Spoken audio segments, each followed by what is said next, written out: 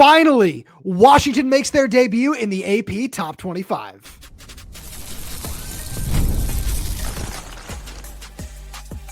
You are Locked On Huskies, your daily podcast on the Washington Huskies, part of the Locked On Podcast Network, your team every day.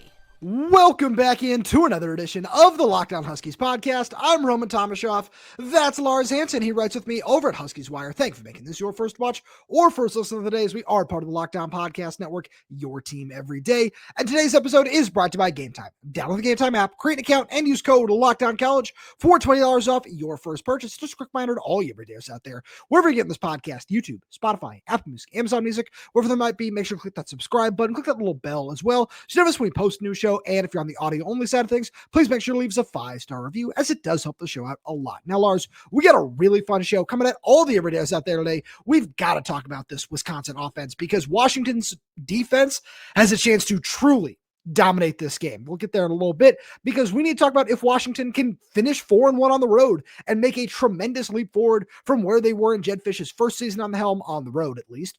But that's all secondary, beside the point, because after 9-10 weeks of us complaining and talking about, hey, this is a good team and Washington deserves to be recognized for being a good team, the Huskies make their debut in the AP Top 25 at number 24. And the ironic part is they didn't do anything to get there. They won by week. That's what they did. That's a solid week of practice right there. You go 1-0 every week, even in a bye week. And I think, it's kind of more or less, they probably should have been ranked 24th going into last week, if you think about it, just with going into the bye week, I should say. And given that they weren't, you look at the teams that lost in the bottom half of the top 25, Houston. I know there was, I think Memphis won, but it looked a little interesting early on. Cincinnati was the other one, thank you. Ironically, Luke Fickell's former, school, so maybe some omen there.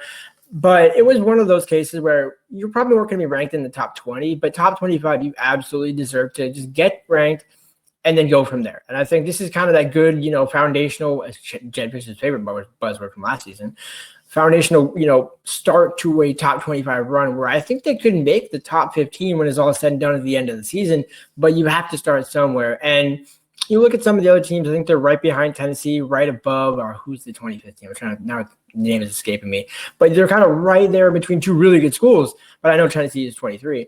And so you're looking at that. Losses, by the way, which is its own ridiculous thing, but we don't need to get into that. And I think, as we'll talk about later on, finishing out is all that matters here. You're in the position to go nowhere else but up. Like, is there another loss on the schedule? Maybe, certainly not this weekend. But I think when you look at how Washington's schedule kind of winds down for the rest of the season, why not be able to go 5-0 the rest of the season? No, absolutely. And that's a big part of this. And my personal favorite part is, this is the last time people are really going to put any kind of stock into the AP Top 25 with the first edition of the college football playoff rankings dropping on Tuesday. So, that's its own thing as well. But it's just, this is what it's all about, because we've seen a lot of comments, a lot of our everydayers on YouTube, on Twitter, all our forms of social media, follow us everywhere.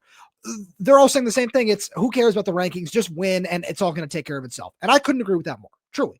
But it's one of those things where, especially when you look at the turnaround that this program has made from where, we were when we were sitting here just after Jedd Fisch got hired, and how those first couple of weeks went with the transfer portal and everything, it's, oh man, like things are rough for a team that just came off a national championship appearance, and just how everything was just leading up to that as well. So, oh wow, Washington is in such a great position. There's so many things you can do. And then it all just the momentum just got chopped down. And a lot of this is just a testament to what Jedd Fisch has built. And you look at some of the high-end players you have on this roster: Demond Williams, Jonah Coleman, Denzel Boston, Tacario Davis, all these guys that have also emerged this season, whether it be Desmond Roebuck, Alex McLaughlin. There are so many guys that you can talk about and just say, yeah, this is a testament to all the hard work that those players put in. And, if you ask them about it, most of them are certainly going to say, oh, we don't pay attention to the rankings. We're just controlling what we can control and go from there. And I do think that's, the right approach to take to all of this.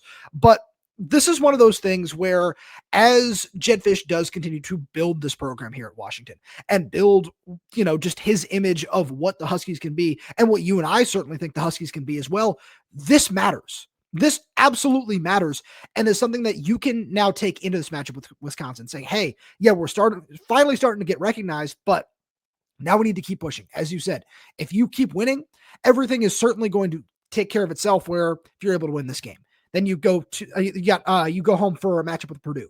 You go to UCLA. And if you're sitting there at 9-2 going into this matchup with Oregon, all of a sudden that feels like it's a possible win and in playoff game. And getting there is all that matters. Does that seem a little far-fetched at the beginning of the year? Sure. But this is exactly what you and I certainly thought this team was going to do, where I look at just kind of this last game against Illinois. That was just such a statement win and exactly what this program was looking for to vault forward. And, it took an extra week to get into the top 25, right? But the fact that you got there is still what matters. And now that there is still so much room left, it's an exciting thought. And if you think about what happened in that Illinois game, you got Carver Willis back, you got John Mills back, and you talk about improvements and things like that. The offensive line, like Drew Azzopardi being a guy, Landon Hatchett being another, this offensive line right now is clicking at the best time. And I think you were able to survive the month of October. I think that was always going to be the key. Would you beat Michigan? Would you not? Yeah, that did not look great. But, you had 2 comeback victories against Maryland and against what's the other one? Rutgers, thank you. And which is ironic because you look at that Rutgers game thinking, really, the final score, you were down double digits in that game? Yeah. Sure. But it really hasn't felt like that ever since, and certainly since the Michigan game. And when you're going into a team like Wisconsin, who by pretty much every metric, like there's no reason you shouldn't come back for Madison with that win. Like there's 0.01% chance, right? Because there's a non-zero chance you lose every game. But with that being said, everything is clicking for Jedd at the right time. He's figuring out the play calling. He's getting even Jordan Washington involved, Denzel Boston, like you mentioned. Like, everything is clicking at the right time. And so it's kind of fitting that now they're finally ranked, because you can make the case going back to the Ohio State game that they should have been ranked coming out of that game, but they played a lot. Yeah, I was going to say, going into that game, they should have been ranked. And then maybe if you fall out that week, you come back the Maryland week, certainly the Rutgers week. I think the fact that they haven't been ranked, obviously, it's been great fodder for us to talk about, but it's almost kind of been symbolic of what Jedd has said the entire season. You don't win the first quarter. You don't win the second quarter. You don't win the third quarter. Even if you do, it doesn't matter, because if you win the fourth quarter, that is all that matters. And the only problem that I have with that entire theory is when we're talking about the college football playoff, where let's say they get ranked 22nd. When was the last time we saw a team go from the plus 20s and above to making the playoffs? I don't know if that's happened. And so for me, that's just the only cause for concern, where how do you get in when the perception of you has been so bad for most of the season, despite how good you've been? But that's the whole argument here, though, right? Is if you win, it's going to take care of itself, where there is no way that it's just such clear and obvious bias. If you win your next 3 games, you're sitting right where you are. There should be some kind of grind, because teams are going to lose. Some of these teams ahead of you are going to play each other. Some of these other teams are going to lose a game here or there. Like that, all of that is going to take care of itself.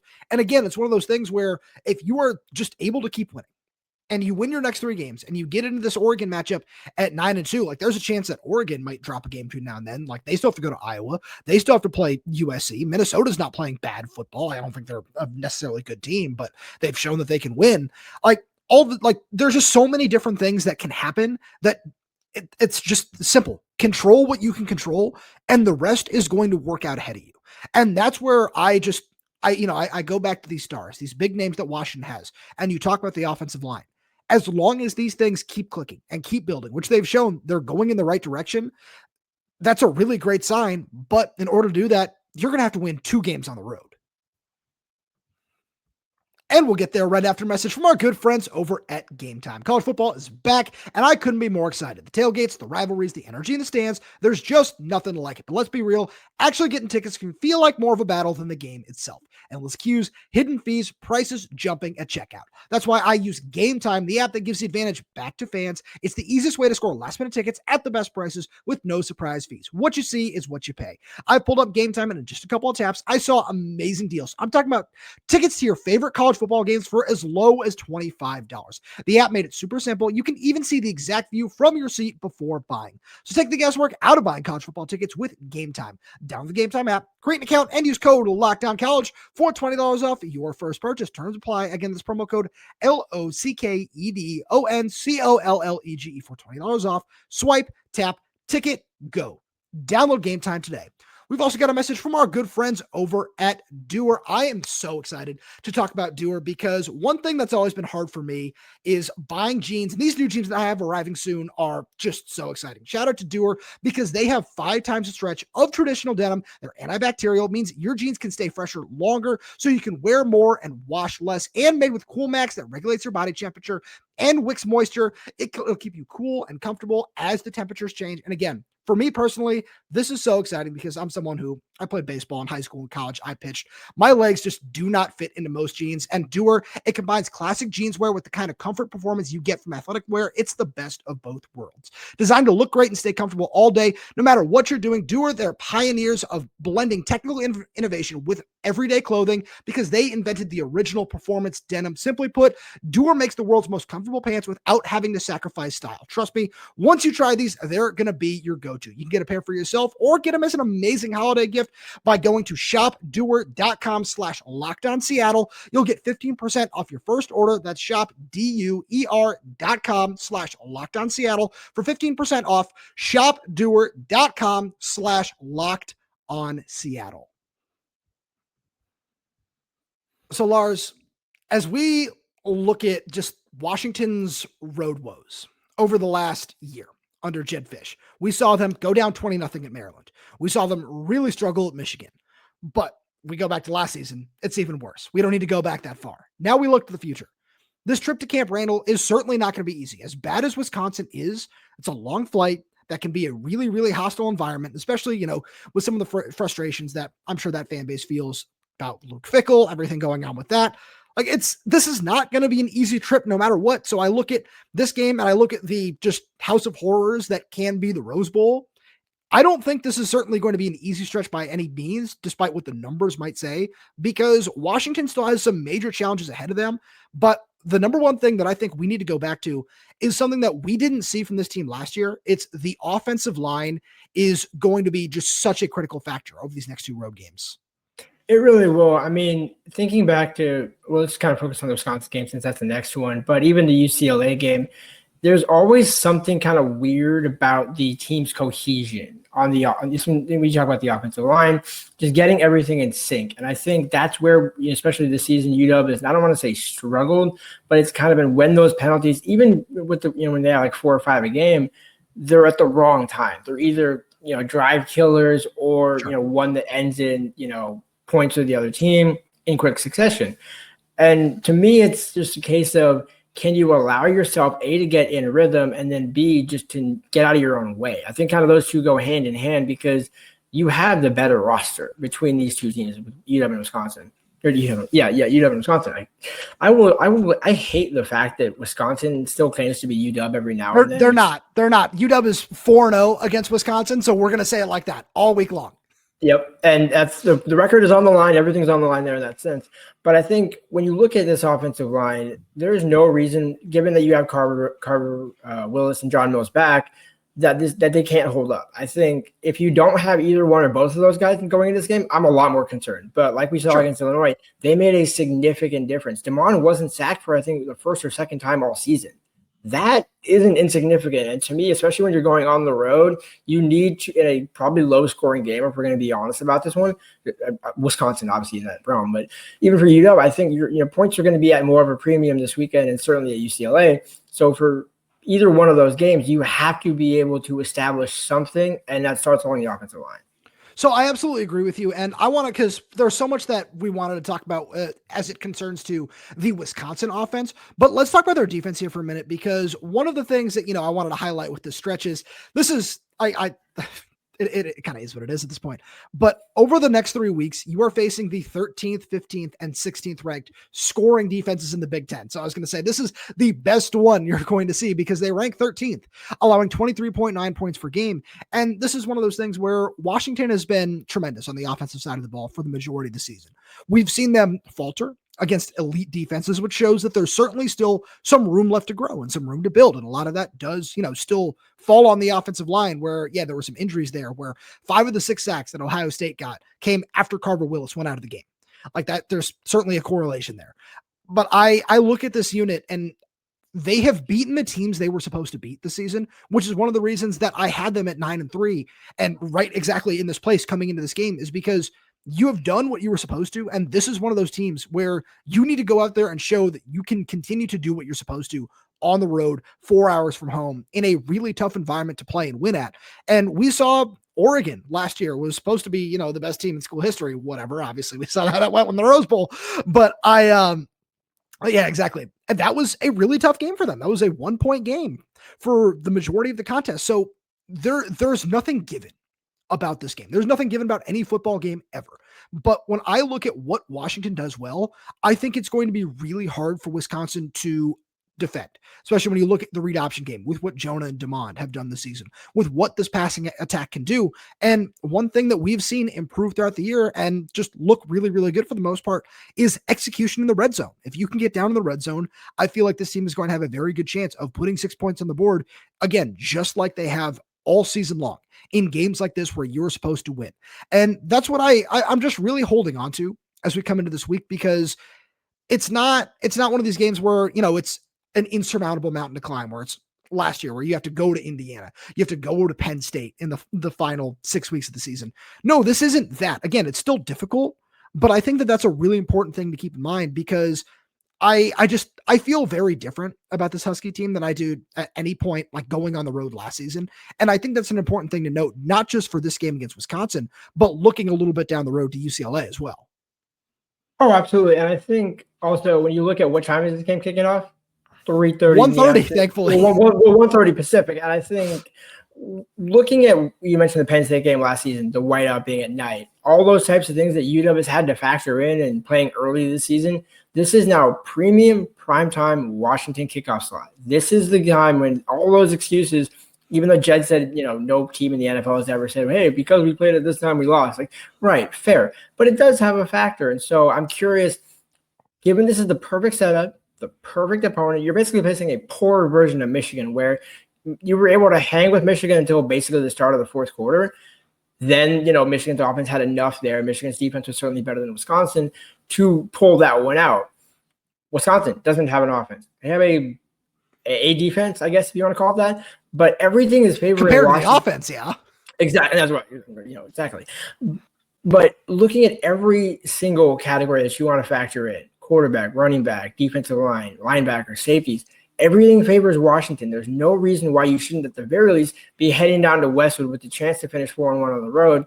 And then whatever happens in Los Angeles happens, because we've seen, the 22 season, 23 or 22, 22, right, when they lost to UCLA, Michael Penix threw a couple of interceptions, that bizarre game that was down there. I was actually down there in Westwood for that game, and it was just, watching it was just so weird.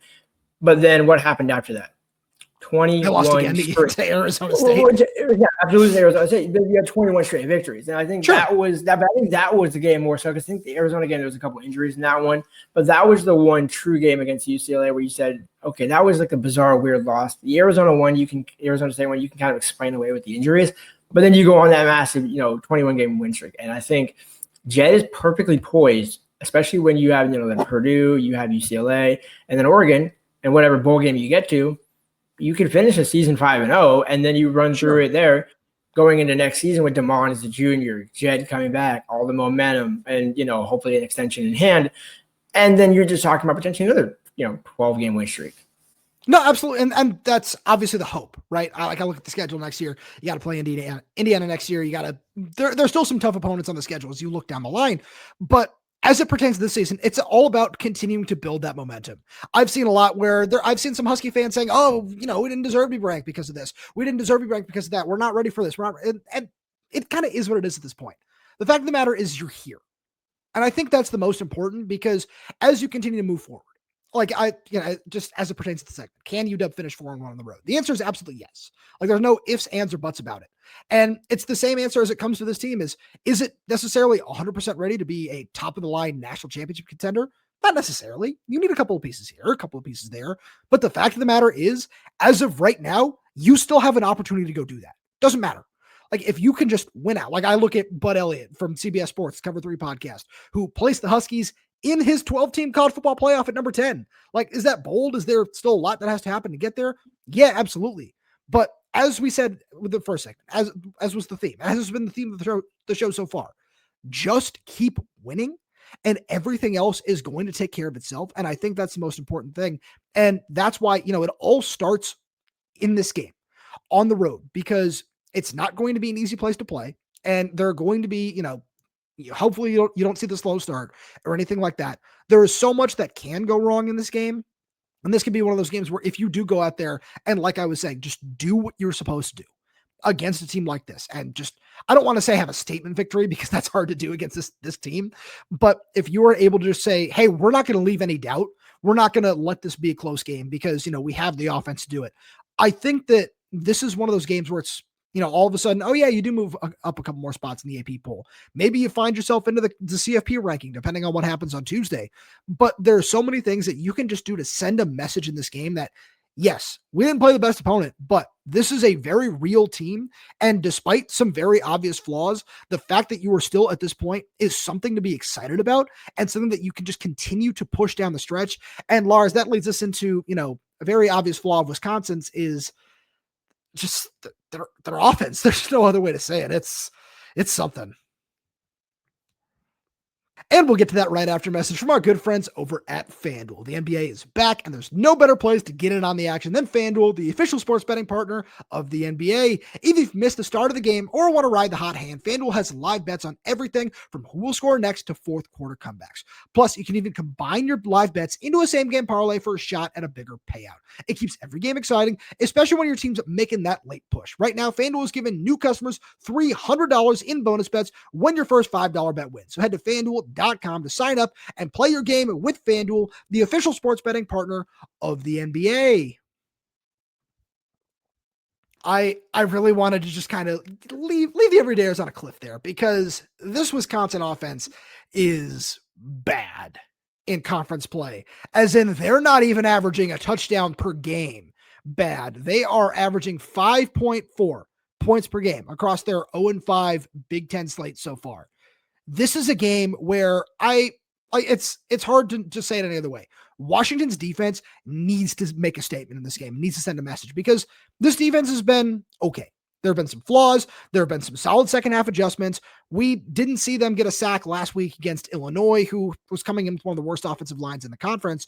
And I think that's a concern. And I look at a game like this, and whatever it might be, whether it be the pass rush showing some signs of life, whether it be getting another couple of turnovers in the secondary, a couple of picks, whatever it might be, you need to find a way to send a message in this game, because again, like just to bring it back to Wisconsin's last game, like when they played Oregon a few weeks ago, it was a weird, I know there was some weather involved, whatever, but it was a weird, just lifeless, slow paced game where Wisconsin hung in there for the most part, and you can't let them hang around. And that's the biggest thing why I say like this isn't a given, where it was just kind of like, the energy vampires just sucking the life out of you and just making everything just not nearly as fun. And Washington has an electric offense. Washington has everything it needs on that side of the ball to just breathe some life into this game and make it entertaining.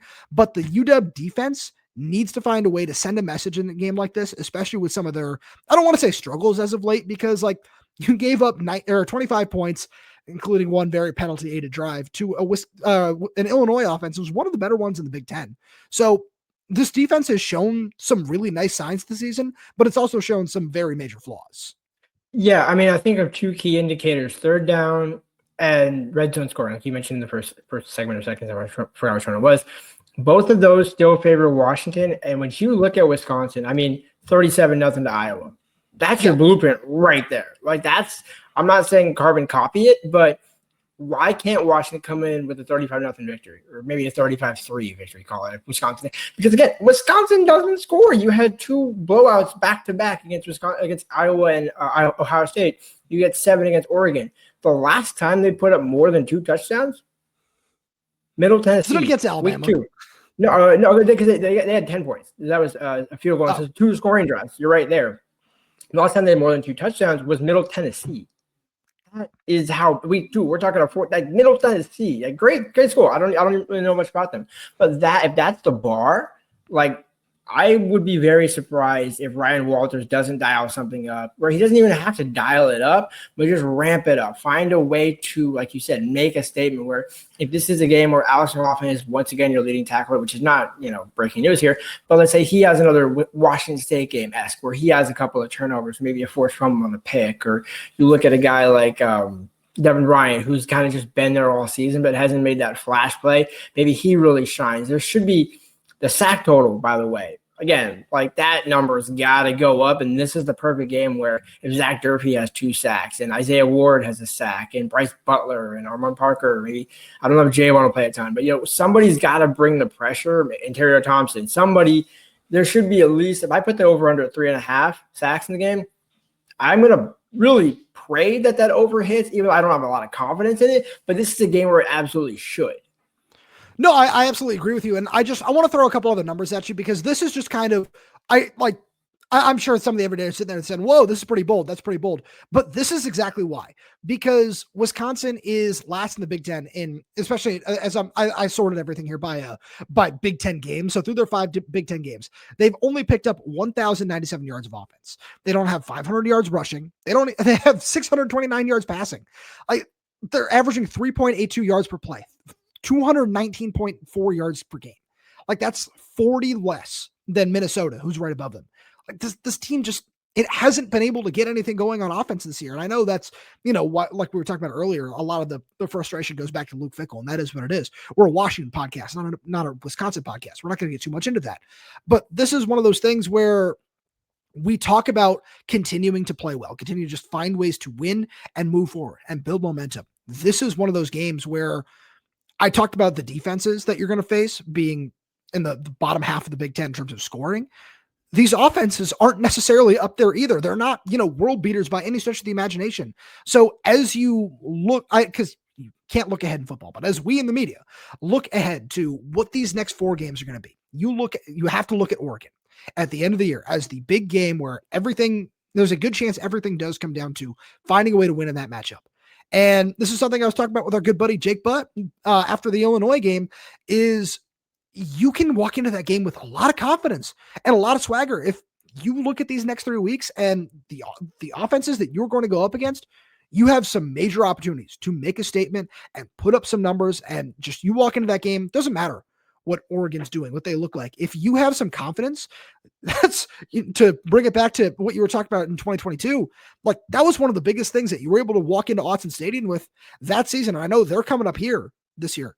So it's hard to look ahead and it's hard to say, oh yeah, this and that about this game that is still about a month away. But you have such a major opportunity to just send a message to all of college football over the next couple of weeks and just saying, hey, what Jedd Fisch is building here is real and it's serious and it's working. And again, like I was saying earlier, although there are still some very serious concerns and some things that maybe you're not going to beat, a Georgia or a Texas A&M or an Indiana or an Ohio State with just yet, you're showing, and just like you did in that Ohio State game, you are not nearly as far away as some people might believe that you are. And you have an opportunity over the next couple of weeks to continue to do that by leaving no doubt against inferior opponents. And it starts with Wisconsin. So I'm glad you mentioned, you cited Indiana there. You're saying, hey, you're not Indiana just yet. Do you know who the top 2 third down conversion teams are in the Big Ten? Not off the top of my head. Indiana and Washington. So you are a few metrics at least right there. But the thing that touches, I wanted to touch on most, Wisconsin's at the very bottom. And so when we talk about the defense dominating, if there is a game where UW doesn't allow a third down conversion, I feel like it might be this one. And just because you look at Wisconsin's offense, they have, I think, 5 rushing touchdowns total. One's by a wide receiver, one's, I think, by a quarterback or somebody else, and then 2's by a freshman running back. That doesn't scream, hey, we're a little concerned here. And then, from a passing perspective, it doesn't get much better. And I think when you look at every game that Washington's been in this season, it's always been either one or the other. The Rutgers game or Kelly McManus, great. He's gotten a lot better in terms of his passing and things like that. He looked good in that game, man. I'm not going to take anything away from him. No, but I'm saying you're saying compared to last year. Yeah, exactly. And so you have a lot of these teams where there's either one or the other good/great. Luke Altmaier, Illinois, he was good. He's a good quarterback. He's a really good quarterback in terms of just overall in the Big Ten. You made him look average. You had his you held him to under 200 yards and you made him throw 2 picks for the first time this season. Exactly. And to me, all those tell me, okay, if you can do that, even albeit at home, why not take that on the road against a completely downtrodden, I think they're on a 6-game losing streak, Wisconsin team. There's no reason that you should give Wisconsin any money. This should be the nail in the coffin for Luke Fickell, for being honest. Like, this is Ryan Walters saying this game, to be honest with you. I think we talked about that, where there's no way he makes it to this game, and somehow, some way he did. And you go back to even the Maryland game where it was, you're able to make a statement there on the road. That, to me, shouldn't be a case this weekend where you just have that result of a win and a dominant win without the whole 20-point comeback. Look at all the games aside from the Michigan one this season. You've always, and even in the Michigan game, you've been in it, even going into the fourth quarter. This is one where it shouldn't be a game going into the fourth quarter. You should be up 2 touchdowns, 3 touchdowns at least, and maybe we get to see Kai Horton. Maybe we get to see more Adam Muhammad this weekend because you have such a controlling lead in that game. No, exactly. And that's the biggest thing. And it obviously comes down to both sides of the ball. But this is one of those things where over the next couple of weeks, this is one of the things that I want to see from Jedd Fisch is not necessarily, you don't need to rise to the competition because that comes at the end of November, but you need to send a message and just say, I understand that we're playing inferior teams and I'm going to make sure my team is ready for each and every one of these games in the best way possible, because we saw what it looked like against Illinois. You had your back against the wall. You had an opportunity to make a major statement on the road at Michigan and you looked lifeless. And then you come back and you say, nope, that's not the way this team really is. We figured some things out. We started hot against a bad defense and made a statement with a win over a ranked team. Now it's not a win over a ranked team, but if you can come out and show that same sign of life early on, again, you have a major opportunity to send a message, and that extends these next 3 games because we are just so excited about where this team is heading. But Lars, that's all we got for today. As always, thank you so much for being here. Thank you all every day for tuning in. We really do appreciate your support. We got so much more fun stuff coming for you throughout the season. So please make sure you subscribe wherever you get your podcasts. Well, that's YouTube, Spotify, Apple Music, Amazon Music. We're there. We're everywhere. We're updating this channel with new content every single day. So please make sure you click that like button, click that little bell so you don't miss when we post a new show. Plus, if you have any questions, comments, concerns, drop them right down below in the comment section. And if you're audio only, please leave us a 5-star review as it does help us out a lot. Thank you so much for tuning in, and we'll talk to you on Tuesday.